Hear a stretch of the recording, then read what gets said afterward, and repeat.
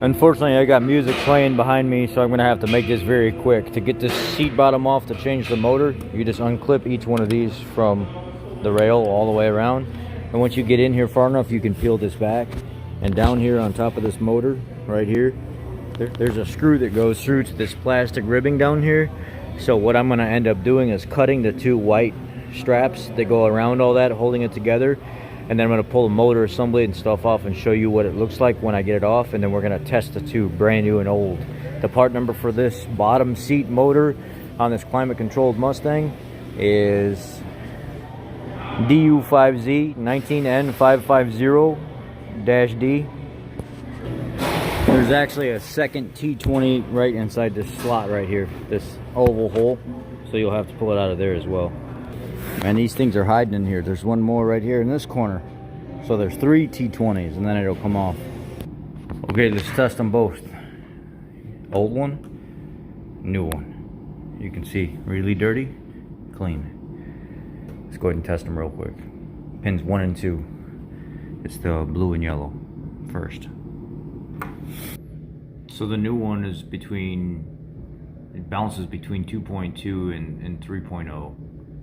It goes back up and then it stabilizes, it goes back up and stabilizes, but the spec is 0.9 to 10 ohms. So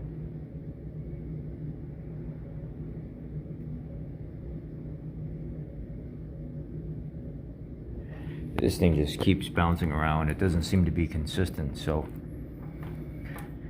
it doesn't show to be a problem, but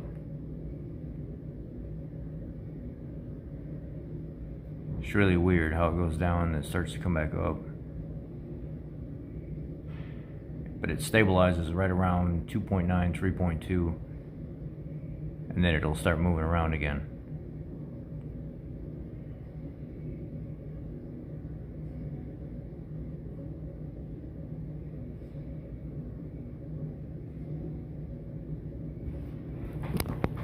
Check the old one. Okay, so I installed the bottom. It's not hard, it's self-explanatory. I showed you how to take it off, so you should be able to put it back on. This right here, here's the new one. No, the new one's over there actually. This is the old one. This old one, there's a tab right here at the top. It clips underneath that little hook. And the bottom, it's got to be stretched over that. And then it's got this hook right here, and then there's these two hooks right here that hook around that on the side. It just all hooks in. You might have one zip tie. I cut one zip tie off. I don't know that it was necessary, but it was through this eyelid right here, and I think it went around one of these. And now I'm going to go ahead and install everything and put it back together. So testing the motors after they were used and they were sitting overnight, they didn't test to have any faults at all. All the readings across the board were the same, but if you see my readings from when I initially tested them, they were bad. So obviously it's an intermittent concern when these motors are used. The heat and functioning when it shows its problem, but when it's cold it doesn't show a problem. I'm going to go in here right now and show you the part number for the back motor with the long bag that goes along the back of the seat, and then this video is going to end. I installed the motors in the seat. I actually on right now. The heated seats turned on, and it was way faster with the heat kicking in than the faulty motors, and they're making absolutely zero noise at all. Is where the customer's original complaint was. Why is it when I turn on the heated seats there's this buzzing, groaning sound coming from the heated seats whenever I turn it on? It's because of those TED modules. That's exactly the thermoelectric motors that create the heat for your seat. They're not pads like people think. That was the fix. I put two new motors in it and put a new seat harness because of the original SSM, and that service message did not fix the groaning and buzzing.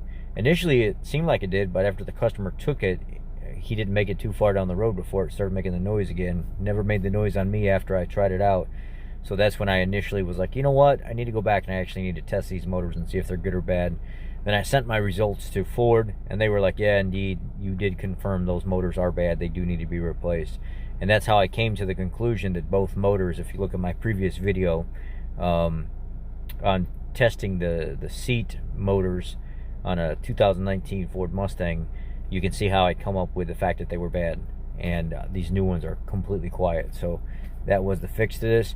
I'll go give you a shot of the part number for the back seat heat module that goes in these Mustang seats, and the video will end. Thank you. Appreciate you guys. So this is the back of the seat part number heated motor, the TED system GU5Z 19N550H, and this is the bottom DU5Z 19N550D. These is what you would use to replace the heat and cool motors in your Mustang 2019 model for this particular one. It might be a little bit different for the other ones, but I don't think so. Bottom, backrest.